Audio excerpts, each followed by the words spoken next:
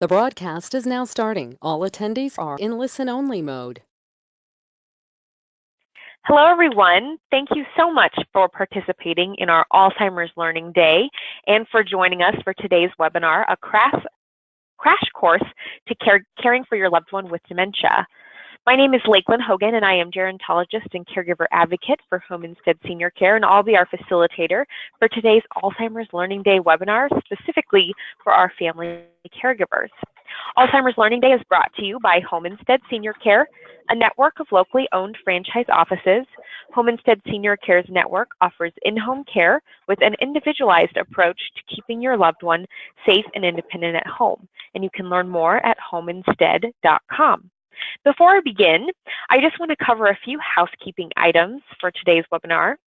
We have muted all of your lines, so I want you to feel free to go about your day. We can't hear you on your end if the dog barks or the doorbell rings. We have you covered. And then we also welcome any questions that you have throughout the webinar. We will limit the question and answer session to about the last 15 minutes, but feel free to type in your questions at any time in the questions box on the right hand of your screen. And then finally, we are recording today's webinar, so you don't have to worry about taking notes, and we'll record it and send it out to you via email after today's event, and we'll also post it online so that you can share it with friends and family or anyone that you think might benefit from the great information that we'll be sharing today. Now that we have those housekeeping items out of the way, let's go ahead and get started. Almost half of caregivers do not have a choice in becoming a caregiver. It's a situation you find yourself in that you may not be prepared for. So it's important to approach it with an attitude of learning. Learn as much as you can about the disease itself, how to plan ahead, the care options, ways to minimize behavioral symptoms, and how to take care of yourself.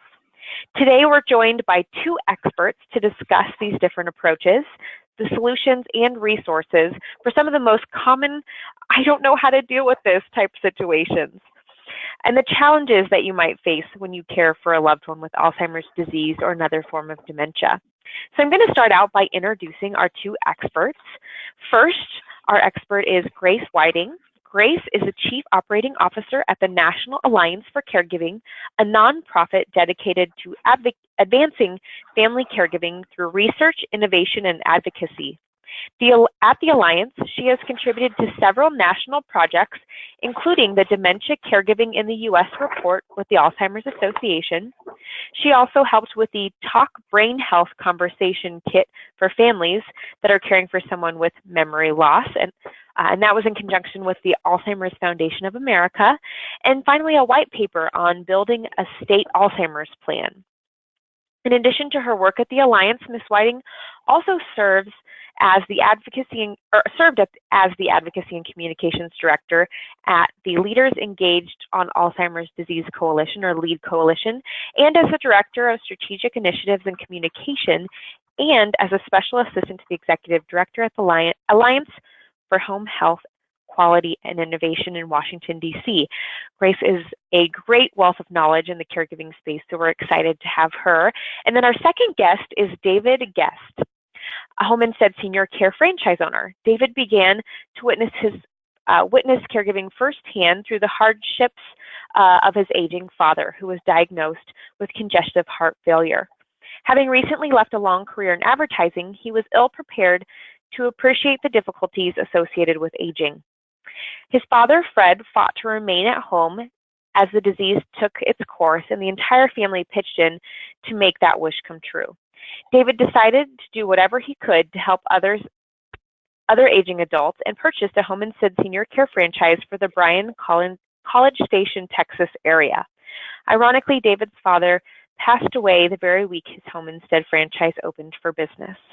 In the nearly 16 years since David and his team have been open, they've helped hundreds and hundreds of older adults age in the comfort and safety of their own homes. With nearly 2 million hours of care provided to local older adults, his Home Instead Senior Care business has a tremendous amount of expertise in providing Alzheimer's and other dementia care for families. He regularly offers educational opportunities for professional caregivers, family caregivers, and has trained many business businesses through our Alzheimer's Friendly Business program. So Grace and David, I want to thank you both so much for joining us today, and welcome. Thank you. Thank you. Well, the three of us will be covering a few specific topics before we open it up for Q&A at the end. And as a reminder to everyone on the call, please feel free to type in your questions at any time, and we'll get to them at the very end. Our first topic focuses on the impact of caregiving on family and spousal relationships. First of all, we know that dementia impacts more than just the affected individual. It can have an impact on everyone in the family, and it can strain relationships between siblings as they adjust to new family dynamics, especially having to accept care responsibilities for mom or dad. It can also change the dynamic of a marital relationship if you're caring for a spouse with dementia. What tips do you both have for family caregivers who might be dealing with these types of challenges?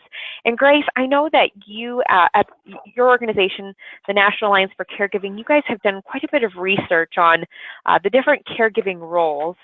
So any insight that you might have for us when it comes to the research or background on these different relational conflicts or relational issues that might arise due to caregiving for someone with Alzheimer's or dementia? Yeah, absolutely. So the first thing I would say is that when you look at the stats of who's caring for someone with dementia, it's about 88% of people are caring for a relative, so mostly parents, but also spouses, parents-in-law, and even grandparents and grandparents-in-law. And then about 12% of people are caring for a non-relative. So that puts that adds complexity a little bit to the family caregiving situation if you're caring for a friend or a neighbor.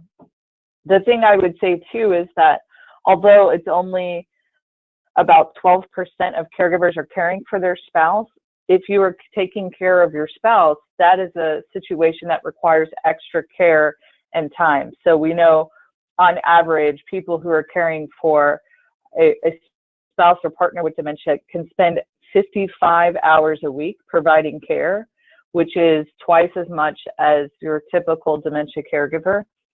And 92% of spouses are doing medical or nursing tasks. So think of, using a catheter, changing wounds, helping somebody with injections. But out of that 92%, only 8% of people have actually been shown how to do those tasks. So thinking about how can I learn how to do medical care, do activities of daily living, help somebody manage their health care. And in many cases, I think when you're caring for a family member, someone with dementia, you're often doing it alone. So we know, for example, among married couples, 68% of the caregivers are the only unpaid caregiver for their spouse, and they often feel isolated, or a lot of times people do feel like I'm doing this alone. This disease, it is challenging. It's difficult to maintain social relationships. And whether it is a parent or a partner, people should be aware of some of those challenges. Those are some great points and some staggering statistics when you kind of take a step back and look at caregiving as a whole. I know sometimes when you are the family caregiver, you can feel sometimes, like you mentioned, so isolated, so alone. So sometimes it's encouraging to hear, in a way, encouraging to hear that you're not alone in this. This affects so many different people. And for those that are at home struggling to, maintain these different relationships with their siblings, with their aging parent, with their spouse, others are also going through similar situations. And that's why Alzheimer's Learning Day is so important, because we can share these different experiences with one another and learn from one another. So David, in your work as a home instead caregiver, and you had a personal caregiving experience caring for your aging father, I'm wondering, what kind of situations do you encounter most when it comes to sibling dynamics or a spousal relationship? And do you have any recommendations or resources that families can look to for some suggestions on how to manage those sometimes complicated situations or relationships? Yeah, frequently very complicating. I think the first thing to keep in mind is an Alzheimer's diagnosis in the family is not a bad dream. It's real. it can be very life-changing, not only for the person who's been diagnosed, but for the family as well. And one of the things that we've found through our work in helping to educate people who have loved ones who are afflicted with Alzheimer's, and for working with our clients who have Alzheimer's, is that denial is a very big part of coming to grips with what's happening within your family. I think people need to learn to take a deep breath. Ultimately, you have to accept that this is a reality that is going to be with you for some period of time. You've got to dedicate yourself to learning as much as possible about not only the disease itself, but for different methodologies for working with your loved one who has this disease. There's an abundant amount of research available out there. And fortunately, we live in a research age, so it's easy to get those things. But one of the things that we found that's very difficult to overcome is that many family members seem to internalize the fact that, you know, mom's got Alzheimer's, and they're reluctant to talk about it. I'll give you a specific example. Homestead Senior Care has a program called Alzheimer's Friendly Businesses, where we go into the community, and at no charge to businesses, we explain to them, here's what Alzheimer's is about, and here's how your employees might best interact with someone that they encounter who is exhibiting signs of the disease. About 6 months ago, we did this program for all of the firefighters in Bryan College Station, the firefighters, the EMTs, and it was a very interesting experience. We trained about 300 firefighters during this program, and they all sat there with their arms crossed across their chest. There was just an air of macho in the room. There was very little interaction. But when the program ended, there was a line of people coming up to us saying, you know what, my mom's got Alzheimer's. This is great advice. We never knew where to go for it.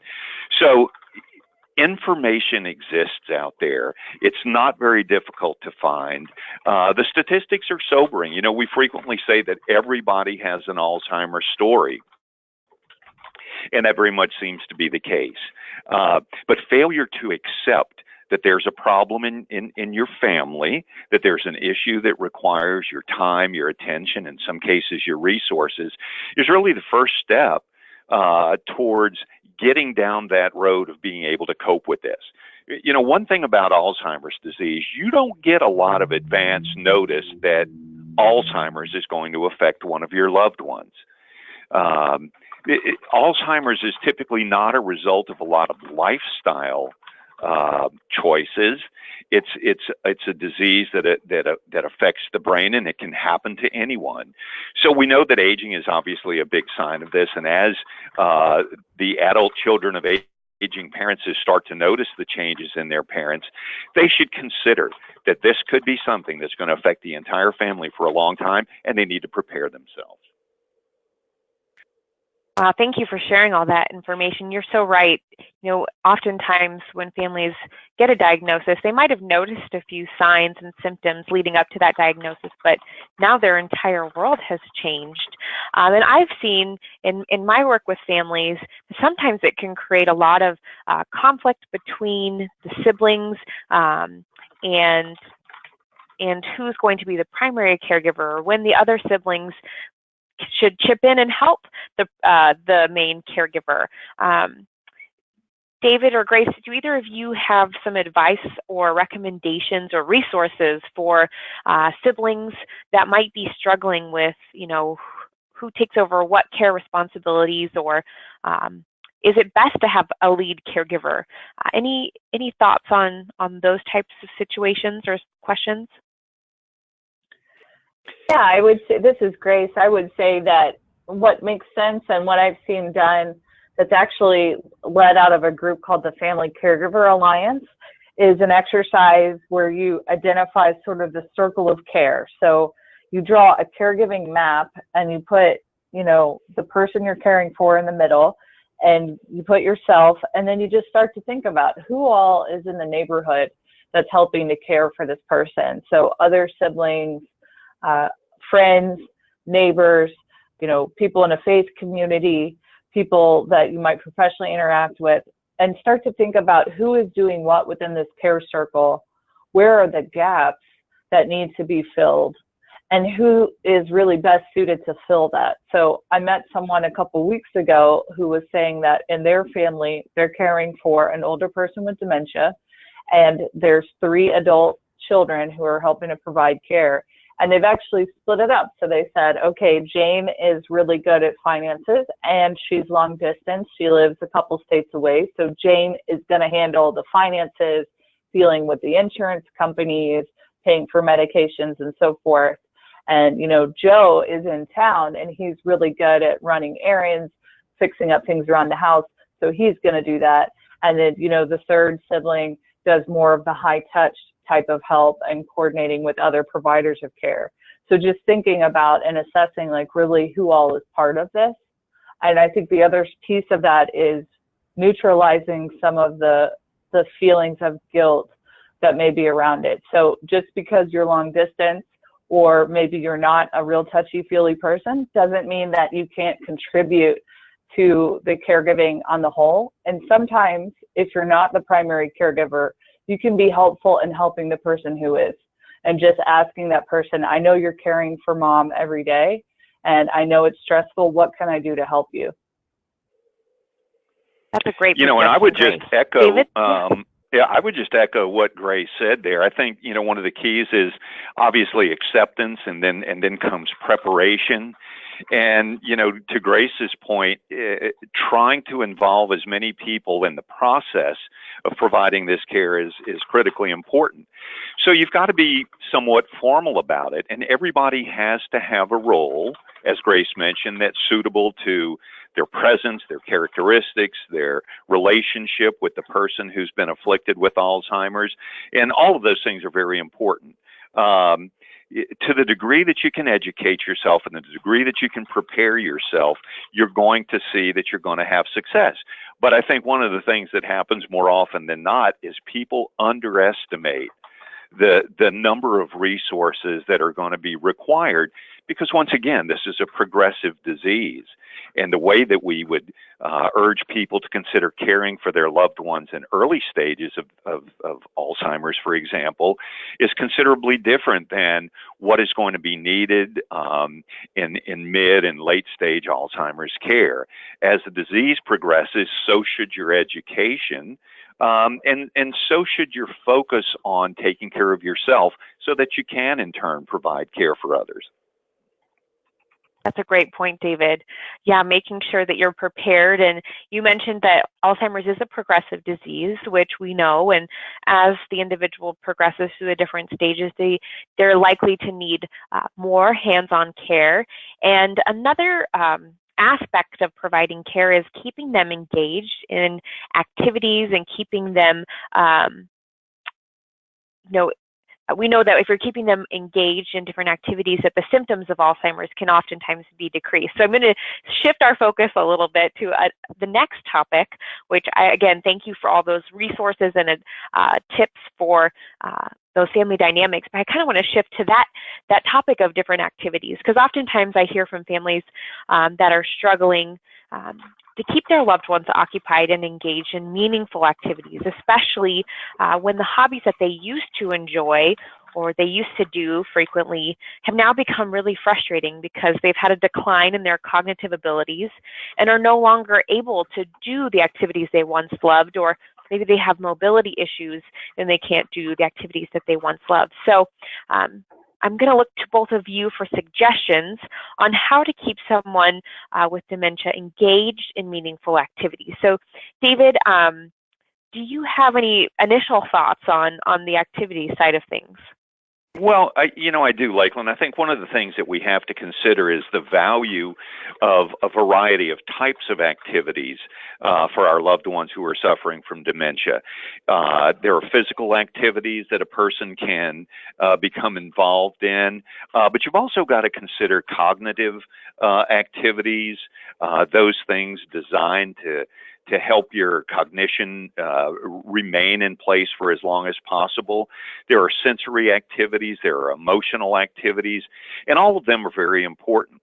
Now, some of these activities may not seem to be contributing in a large way to the improvement of a person's progression with the disease. But let me give you an example of a client that we had several years ago. She had advanced Alzheimer's disease, and the difficulty that we faced with her is that during the course of the day, there were times where she would become very, very agitated and just needed to be engaged in an activity. And the one activity that we found was most beneficial, at least for this client, was, you know, in your kitchen, you've got a utensil drawer, right, where you've got your knives and forks and all those things. Well, the one at my house was like the one at her house, and she had a little plastic tray in there, and there was a place for knives and forks and teaspoons and tablespoons and so on and so forth. When she became difficult to work with, we would frequently pull that tray out, go to the breakfast table, dump all the silverware out, and she would just love to put everything back in the tray. She'd love to reorganize her utensils. So this was a way that she could become active, where she felt like, it appeared at least, that she felt like she was contributing to something that needed to be done. We noticed the same thing when we would do laundry. If we would start folding towels, she would start folding towels. And we got a lot more success out of that than saying, you know, why don't you help me fold these towels? We simply set the example and watch her jump in. So there's a lot to be said for looking for those kinds of activities that make sense for people. And I would just urge people to keep in mind, let's not try to engage someone with Alzheimer's in an activity that's beyond their cognitive or physical abilities, because we want them to feel some success with the activities that they're taking part in. Those are some great examples. Yeah, Grace, any thoughts from your side? I think it's also important to recognize, you know, once you get diagnosed with Alzheimer's, it's not like an immediate overnight, you know, and now you're not able to do anything. And so there are different levels, you know, to the point that was just made about making sure that people are comfortable, you know, with the activity, is thinking about what kind of things the person might still be able to engage in with you there with them. So whether that's an exercise program or attending movies. And I think sometimes you know, one of the great things about being in the home is that you can kind of tailor activities to what someone is able to do. And I would also think about, you know, the role of arts and some of the arts interventions that are available in dementia. So the National Center for Creative Aging has this great program called Creative Caregiving, and it's a series of videos, activities that you can do with someone that has dementia that can help you talk to each other, you know, get a little bit physical, move around a little bit, and they're kind of silly and fun. And just the opportunity to sit down and have something that you can do together that's been tested and developed by experts, but also that gives you some ideas about, you know, how to engage in things like music and art and poetry that a lot of people find to be very therapeutic. That's you know, Grace, resource. if I could, I'm sorry, if I could just add to something Grace said, I think one of the advantages that family caregivers, people who are taking care of their loved ones, have when it comes to working with someone with Alzheimer's disease is that they're very aware of their loved one's past. You know, one of the things that we found through our work and through our research is that long-term memories often last longer than short-term memories. So we always endeavor to find out as much as we can about a person's past, because those are interests that they exhibited in their past, and they're things that might even be subliminally interesting to them in the current time. So, you know, we frequently will start a life journal on somebody, learn about where they grew up, what their hobbies were, what their favorite foods were, what their favorite activities were. Tell me about when you were in high school, so that we can get this background information. And once again, that's information that family caregivers already possess. And to be able to use those memories from years ago to help find meaningful activities for today is very important. That's a great point, David. Yeah, drawing on those favorite activities from the past can be certainly helpful. And Grace mentioned the arts. And Grace, will you repeat that program one more time? We'll send a link to that program in our follow-up email, but I just want to make sure we got it. So will you repeat the name of that program once again, Grace? Absolutely. It's it's the National Center on Creative Aging is the nonprofit that has the program. And the program is called Creative Caregiving. Wonderful. So we'll make sure to add that in the follow-up email. And what I'm hearing from all of these suggestions is, they don't have, these activities that we are engaging our loved ones in doesn't always have to be complicated. They can be part of the daily routine, and they can allow them to still utilize their skills and abilities to the and that will help them keep those skills and abilities hopefully longer. And we can really look to the different senses. Grace mentioned, the arts and poetry, using your hands to do different tasks, our sense of touch. I hear a lot of families also with smells and taste, creating memories through food and different scents. So all of these types of activities are really at caregivers' fingertips. Sometimes they just need an outside perspective to help them realize that there's a variety of activities at hand. So thank you both for sharing that.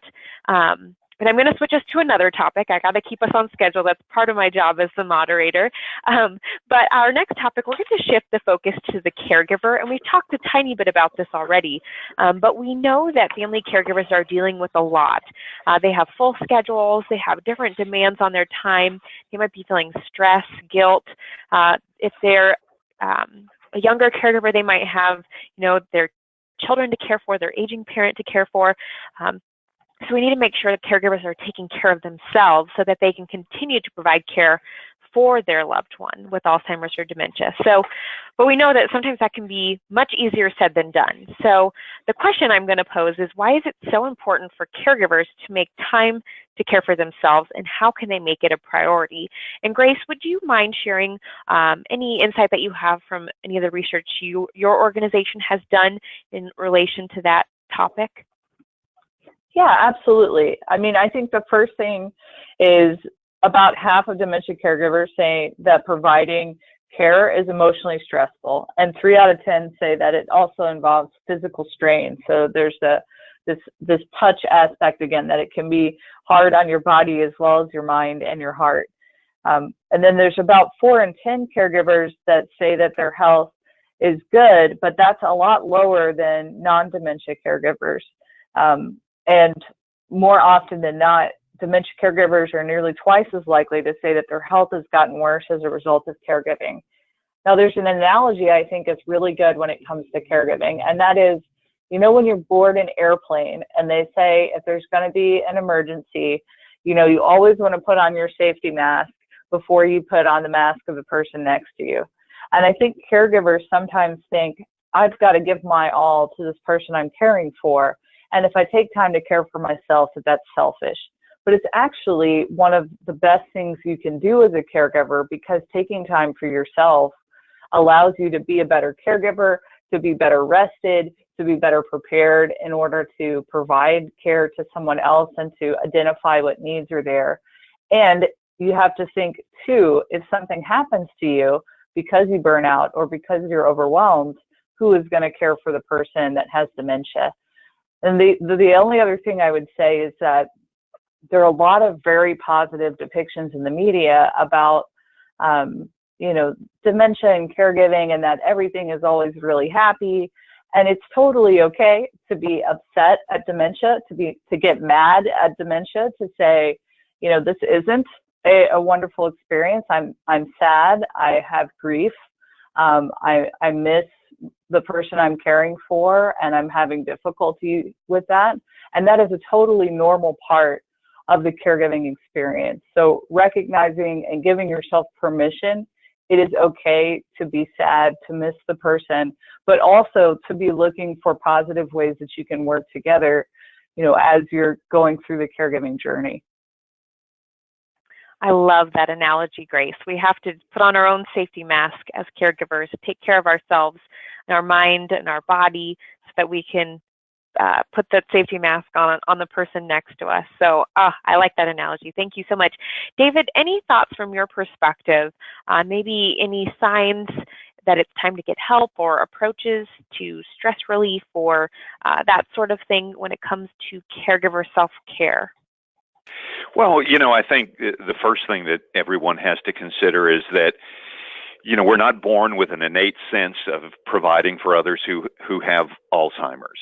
A person doesn't begin their career after college and work their way up the corporate ladder and say, in about 25 years, I'd like to take 5 years off to take care of mom because she's got Alzheimer's disease. So it doesn't really lend itself to that sort of preparation, but there are things that you can do to prepare and to educate yourself. Personally, I believe strongly in the power of prayer. We've got to understand that it's often more than one person can handle. And to Grace's earlier point, by setting schedules, by organizing, strategizing, executing, holding people responsible for their part of it, we can get further down the road with our own self-care. And another thing that I bring to mind to people a lot is that you need to have some sort of daily affirmation, some sort of daily reflection that reminds you that you're part of the solution. You're not part of the problem. One of the difficulties that I think we face when we're dealing with loved ones who have dementia is that, excuse me, through no fault of their own, their personalities are changing because of the progression of the disease. And our game as caregiver has to improve with as their mental capacity goes down, our game needs to get better. That's why we always urge people to find time to nurture yourself, get plenty of sleep, find a way to exercise, eat healthy and very well balanced meals. Make sure that you hydrate properly. Make sure you maintain your social connections. One of the things that we hear in feedback from the adult children of some of the Alzheimer's clients we have is that I feel like I'm getting more like mom. I'm slipping into her world. And the reality is that doesn't have to happen. You've got to maintain your social connections. You've got to maintain not only your physical strength, but your mental strength, your spiritual strength. It all has to come together if you're going to do the right job that you want to do for your loved ones. And it's something that you just have to dedicate yourself to, and you have to make the time. Now, most people will tell you, I don't have time for that. Respite is an important part of providing care for people. If you try to do everything yourself, you've got a much better chance to fail than you do to succeed.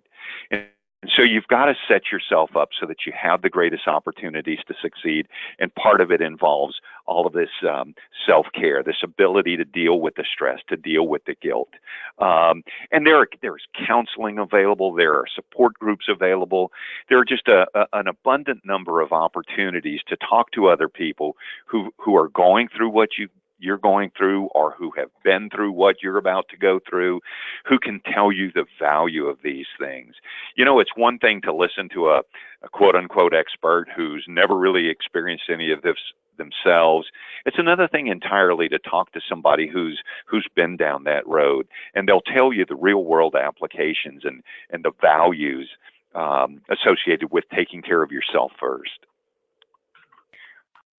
Those are all great suggestions, David. Thank you so much for sharing that. It sounds like we can, turn to others, help maintain our social connections. We need to take care of ourselves, getting that needed sleep, hydrating, eating well. Those are all things that are going to help sustain us as we are caregivers. And I like how you mentioned reaching out to others who have been through the similar situations. I help facilitate an online forum through our Help for Alzheimer's Families website. We have a Facebook page and we do some live chats, and we have we have a blogger, Karen Garner. She's on our Help for Alzheimer's site, and she shares her experiences, and then in turn, caregivers are sharing with one another, and it can be so therapeutic to talk to somebody who's going through exactly what you're going through and to share and learn from one another. So that's a great suggestion. And I know that there are support groups. I know through the Alzheimer's Association, some churches or even universities have support groups. Grace or David, are you aware of any other places where families can look for that type of support? I would think about online support groups. So one of the ones that's great for spouses is there's a forum called the Well Spouse Association. And you can go in and talk about some of the intricacies of caring for someone who's your partner. And then there's another group called caring.com, and they have a message board on several different types of conditions, but they have an Alzheimer's specific message board. And sometimes if you can't get out of your house and you're trying to figure out, I want to talk to someone, but I kind of want to be anonymous, and I don't necessarily want to be in the same group as people who might have dementia. I want to just be with other caregivers. Those online message boards can be an effective way to provide anonymous feedback and to share what you're going through and just have somebody else say, yeah, I've been there too. And it is tough, but you're going to make it through this. Those are great suggestions. So the Well Spouse Association and then caring.com. David, any other thoughts on where people can seek out other caregivers? You know, not so much in terms of other specific locations, but I think this is an important point. Talking about a disease doesn't make it worse. You know, I have a friend, I'll just give you an example, who had another friend who was going through a biopsy, and he was, you know, it was likely that he had cancer. And my friend would only talk to him about the C word. Well, listen, there's nothing to hide. Cancer is real. Alzheimer's is real.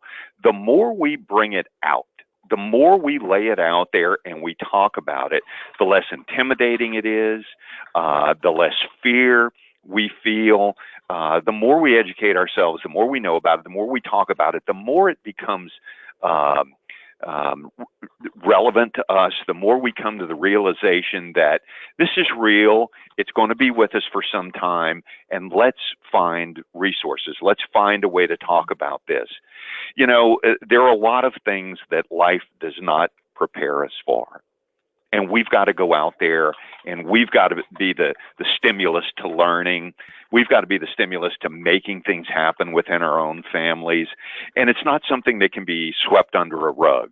You know, we've got to face our challenges head on, talk about them with others, because I think what you'll find is that sometimes you'll get a greater gem of wisdom from somebody who's gone through the experience before you than you may get from a medical professional who knows everything about how the disease is manifested and so on and so forth. There's a feeling, I think, that comes with knowing that you're walking the same path that other people have walked and they've survived it, and you're going to survive it too, but you've got to do A, B, and C. And so talk about it. Don't hide from it. It's a reality.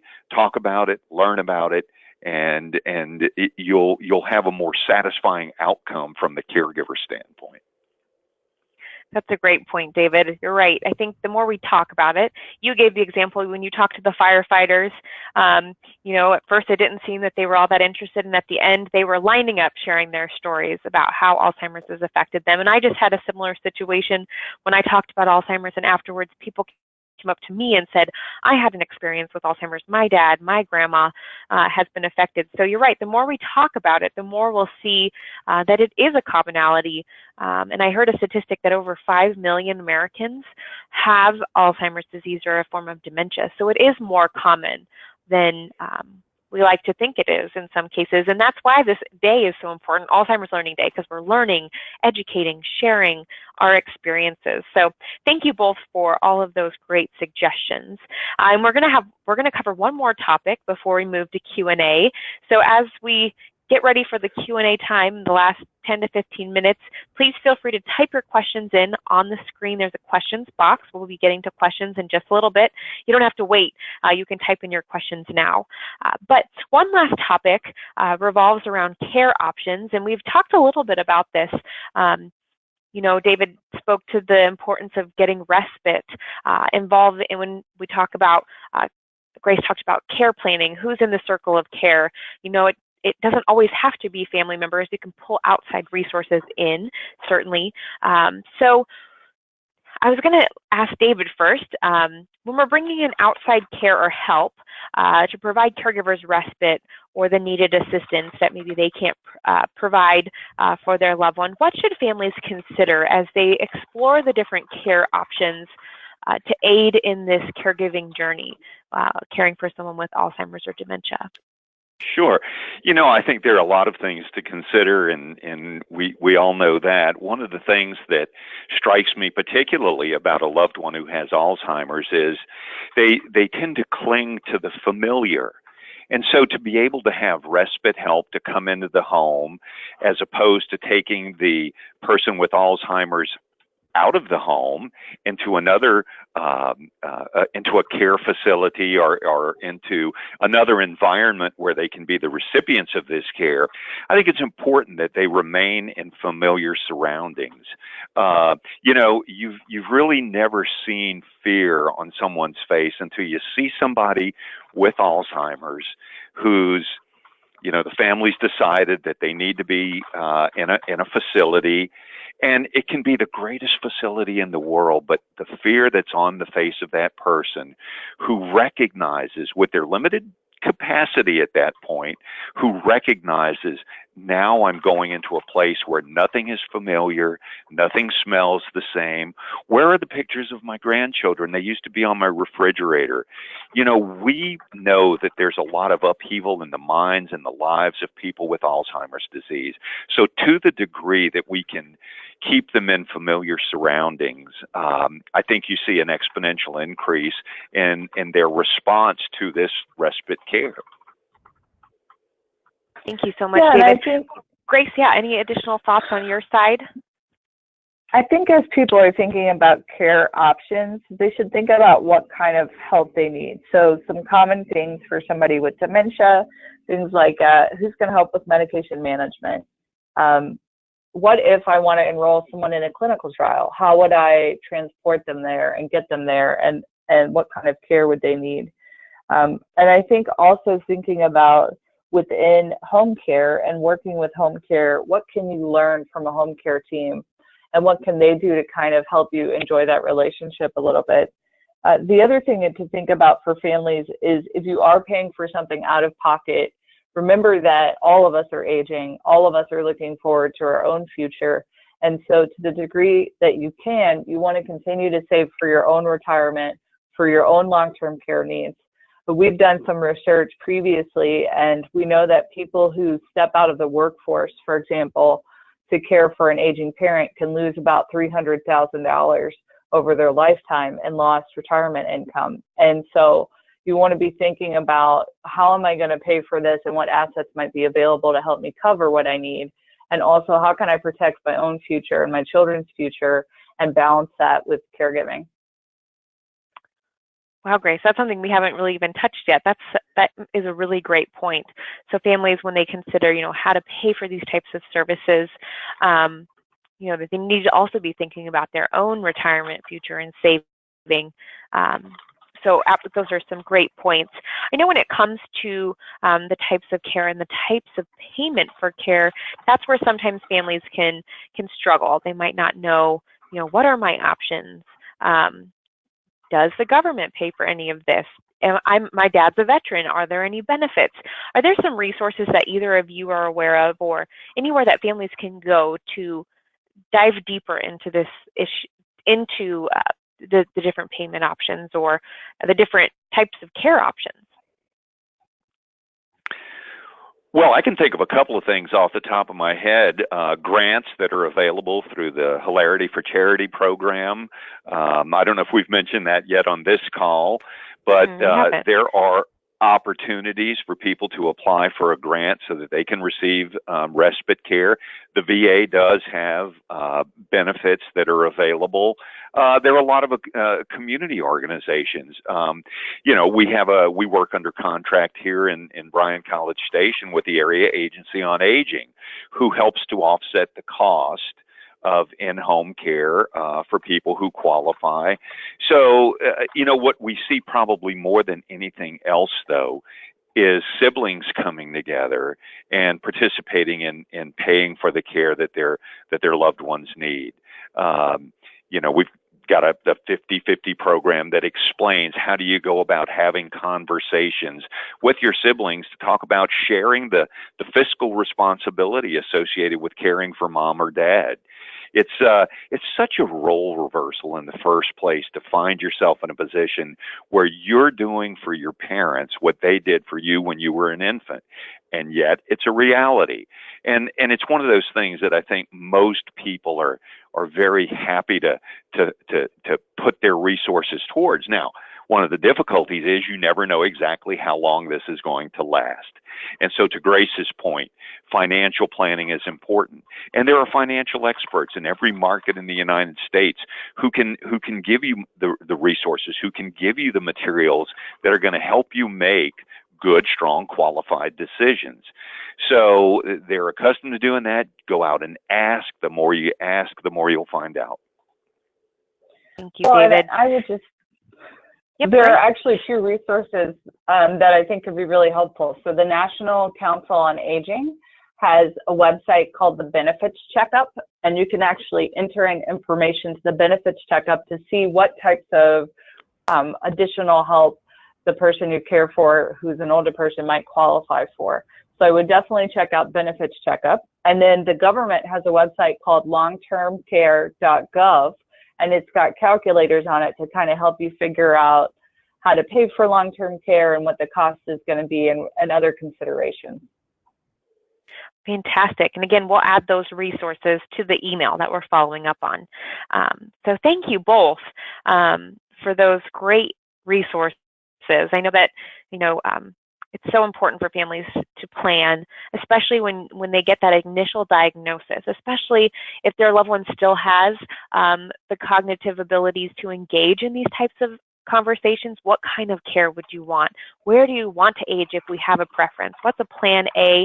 What's an ideal plan B? Because sometimes the option isn't to remain at home, unfortunately, for some people. So if they have to move, what is that going to look like? And talking through all of the costs of all the different types of care can be really beneficial. And again, if we're able to involve that individual while they still have the capacity to participate in the conversation, can be so, so important. So thank you both for all of this advice that you have given and tidbits and resources thus far. We have a lot of questions rolling in. So if it's okay with the both of you, I'm going to turn to our questions board for some questions. The first one, we've touched on this a little bit, but Laura wrote in and asked, how can siblings who live far away help in the caregiving situation? So any suggestions? Grace, you had mentioned, kind of divvying up responsibilities by a person's strengths, and you mentioned a long-distance caregiver taking over the finances. Do you want to expand upon that at all? Yeah, I think if you're in a long-distance caregiving situation, there's a lot you can do in terms of coordinating and dealing with finances. And in the world that we live in today, your banking's online, your financial investments are online. Most of the information you would need to get is online. So what you can do is offer to help collect information, coordinate it, get it together. You can be the person who's arguing with the insurance company over the phone. And you can even think about apps or mobile applications that can help communicate everybody and get people organized. So one that we like is called Carely, C-A-R-E-L-Y. And it creates sort of almost like a Facebook for you and everybody who's caring for that person. And people can report back, like, I saw mom and this is how she was feeling, and that kind of thing. I think the other thing is, even if you're not the person who's dealing with the day-to-day, is there a way that you can provide respite to the sibling that is, and offer, for example, once a month to come down and to spend the weekend with the person that has dementia, so that the other sibling can take a break, get their hair cut, run errands, and take care of themselves. And I think that can be tremendously valuable, just to be able to say, you know what, don't worry about it. I'm going to come in for the weekend. I'm going to take care of mom or dad, and you can do what you need to do. Thank you, Grace. We have another question that came in from Terry, and this kind of goes back to those different activities that we're trying to engage our loved ones in. She is having some difficulty encouraging her loved one with Alzheimer's to eat. David, do you have any suggestions based on your experience as a home and sit owner on how your caregivers have maybe used different activities to engage an individual in eating or different types of activities of daily living? Well, two things I might say about that. The thought that we want to go back and look at their past and look at what their favorite meals are. And, meals sometimes bring us to different places. Let's prepare something first that their system can handle and that they find very palatable, something that evokes good memories for them. Let's keep the choices simple when it comes to mealtime. We teach this in Alzheimer's Friendly Business Training. Don't give somebody a menu with 40 different items on it. Perhaps talk to them about, would you prefer a beef dish or a chicken dish? So keep the options simple. Set an environment that's conducive to having a meal. In a lot of American families, certainly those functional American families, mealtime is a very special time. It's a time to communicate. It's a time to catch up on what's going on with each other, and we do this over a meal. So I would say set an environment that's conducive to having the person with dementia think back to more pleasant times, more pleasant places. And I think in many cases they will follow your lead. We don't expect, for example, at Home Instead, we don't expect the clients to feed our caregivers, but our caregivers can sit at the table with the client, have a sandwich, and encourage the client to eat their meals, and make it more of a social activity. And that might be some of the ways that I might go about trying to approach that. Thank you so much, David. We had Barbara write in, and she said, should a caregiver tell their loved one that they have Alzheimer's or dementia? Any thoughts there, David or Grace, on that communication process? That's an interesting question. Grace, go ahead, Grace. I think it depends a lot on the stage that the person is in. I mean, especially people who are in early stages of dementia, they're aware that something's going on. My own grandmother, she was a notorious note taker, and she kept notes around the house because she knew that something was changing in her memory. I think, and David certainly can speak to this more, having more of that day-to-day experience, but I think as somebody progresses in the disease, you really want to weigh telling them, there's no need to repeatedly tell someone that they have dementia, but people with dementia do have a right to know what their disease is, and if they're asking questions about it, certainly to be forthcoming. But someone who's in later stages of the disease, it might not be appropriate because you may upset the person, and it's more difficult for them to retain information at times. I think that's a good point, Grace. And one of the things that we've seen over the years is we've done care consultations in people's homes where the ultimate end user of our service said, I have Alzheimer's. It's early in the disease, but I know I have it. I know it will get worse. It's a matter of timing in many cases. Sometimes we'll go into a home where the disease is advanced, and to be able to tell somebody, Dad, you have Alzheimer's, is not going to make a huge difference one way or the other because it's progressed too far. But one thing that I would certainly encourage is this: respect that individual. Whether you tell them that they have Alzheimer's or you choose not to, show them all the respect you can. I've seen times in care consultations where mom is sitting on the couch and mom has Alzheimer's, and the kids are talking about needing care for mom, and they're talking as if she's not even there. I think one of the greatest things we can do for the people that we care about, for the people we love, is show them respect.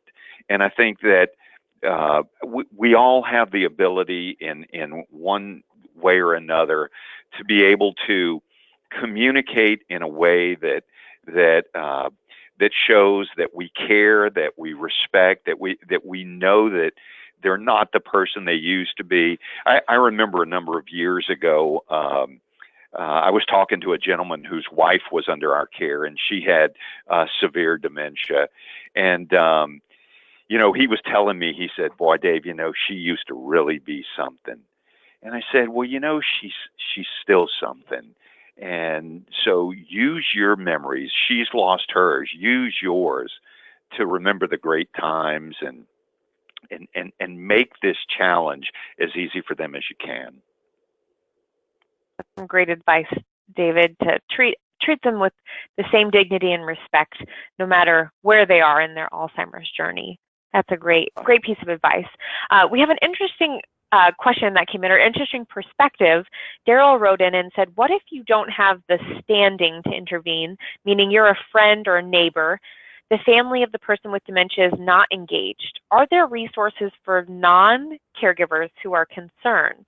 I think that's a great question, Daryl, and probably one that a lot of people encounter. You notice somebody who might have some memory loss, but maybe the family is not engaged, or they're not recognizing it because they're not around. What can someone in Daryl's situation do?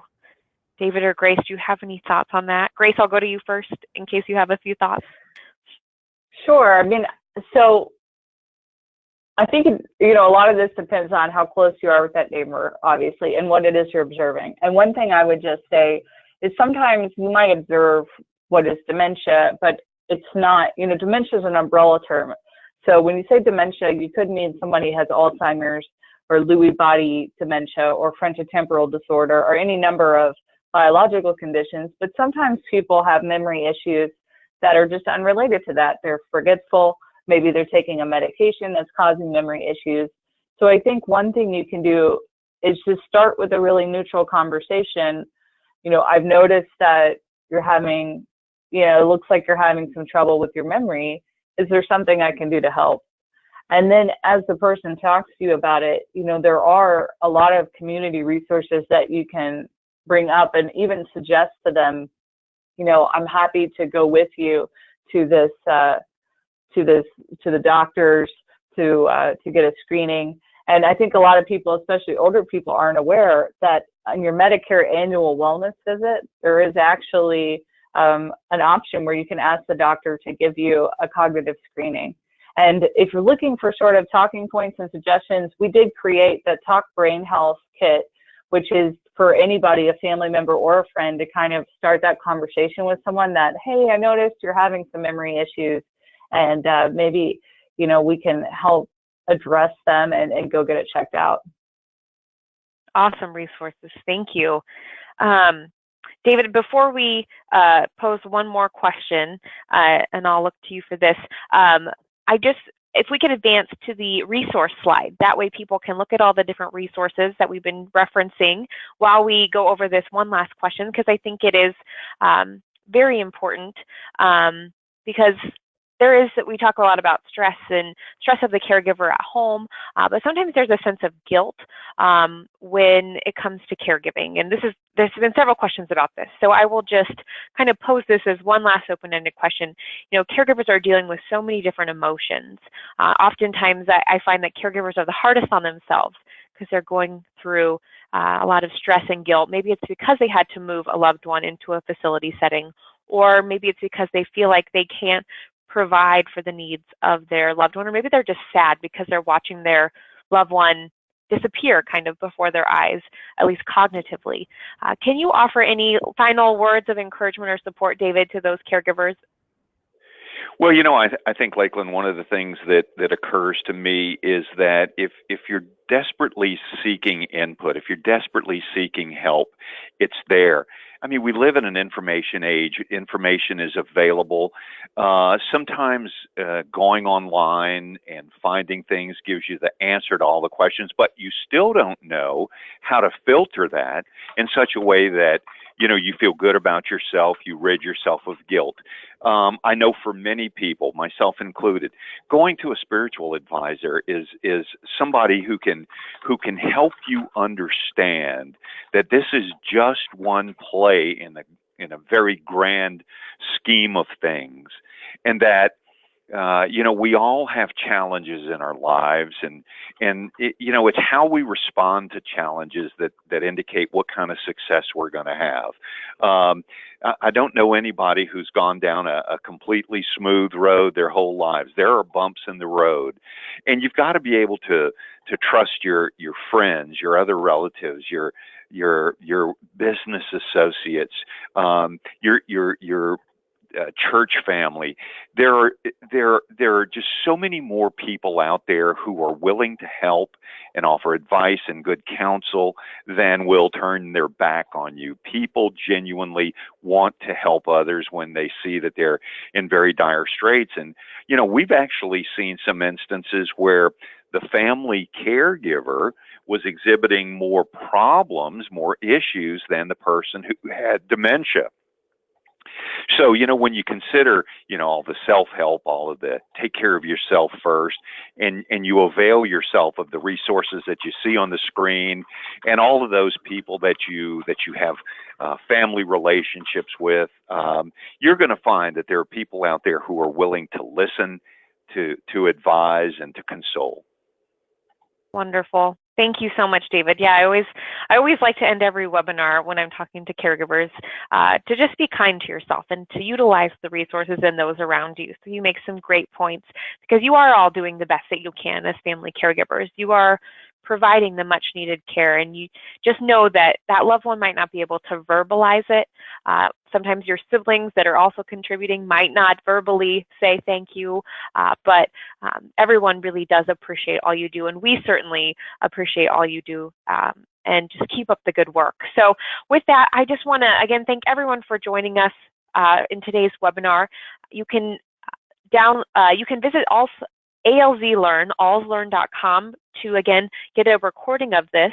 We also encourage you to share what you've learned in today's webinar on social media. You can use the hashtag ALZLearningDay2017 to share what you learned, or you can share the recording of the webinar and so forth. And I also want to thank Grace and David so much for their time and expertise. You both have been a wealth of knowledge, so thank you both for joining us today. Yeah, thank you. Thank you so much. It was a pleasure. Oh, the pleasure was all ours. But again, everyone, thank you for taking an hour out of your day. I encourage you again to visit that alzlearn.com where you can learn, educate, and share. Today is all about learning and bringing Alzheimer's to the spotlight and shedding light on everyone's experiences so that we can make the stigma of Alzheimer's hopefully be lessened and allow people to share their experiences and learn more about how we can help those caring for a loved one with Alzheimer's and care for those living with Alzheimer's disease. So with that, I wish you all a great rest of your day, and we'll see you again soon. Bye. Bye.